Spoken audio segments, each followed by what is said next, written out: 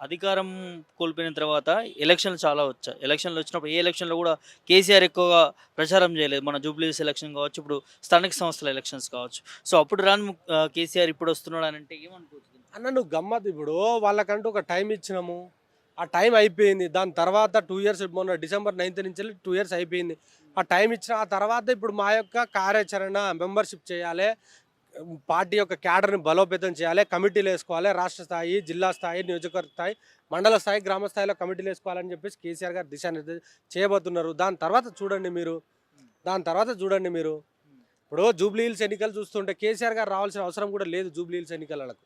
కేటీఆర్ గారు సరిపోయారు వాళ్ళకు. మరి ఎందుకు ఆ ఓడిపోయింది పార్టీ? ఎందుకు ఓడిపోయిండు అని అంటే అక్కడ డబ్బు ప్రలోభాలు జరిగినాయి, దొంగోట్లు వేసిర్రు, అదేవిధంగా విచ్చలవిడిగా వాళ్ళ యొక్క ఎన్నికల కమిషన్ని కొన్నారు, పోలీసులను దుర్వినియోగపరిచిల్లు. సాకులు చెప్తుంది అంటున్నారు బీఆర్ఎస్ పార్టీ ఓడిపోయింది. కనబడ్డదన్న సాకులు చెప్పడానికి ఏంది ప్రతి ఒక్క వీడియోలలో ఉన్నది. ఇదే మంత్రులు, వాళ్ళు ఎమ్మెల్సీలు చీరలు మాట్లాడారు పంచిండు, వాళ్ళు చీరలు పంచిర్రు, 3,500 రూపాయలు ఓటుకి ఇచ్చిళ్ళు.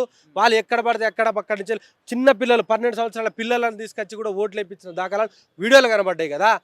పక్క నుంచి ఒకటే ఒక ఫంక్షన్ హాల్లో దాదాపుగా వేలాది మందిని కూర్చోబెట్టి వాళ్ళని పడుకోబెట్టి తెల్లారి వాళ్ళతో ఓట్లు వేయించారు కదా వాళ్ళు.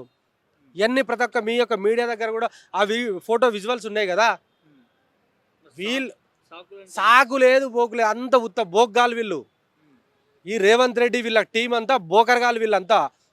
పొద్దున్న లేస్తే బ్రోకర్ పని చేయాలి, బోకు మాటలు మాట్లాడాలి తప్ప ఈ సాకు లేదు ఏం లేదన్న. మీకు కనబడ్డది మనకు కనబడ్డది. దాదాపుగా 30,000 ఓట్ల చోరీ జరిగిందని చెప్పేసి, ఫేక్ ఓట్లు ఉన్నాయని చెప్పేసి ఇదే తెలంగాణ భవన్ అడ్డాగా కేటీఆర్ గారు ఒక పేద పవర్ పాయింట్ ప్రజెంటేషన్ చేసి అందరూ ఎక్స్ప్లెయిన్ చేసే ప్రయత్నం చేసిండు కదా.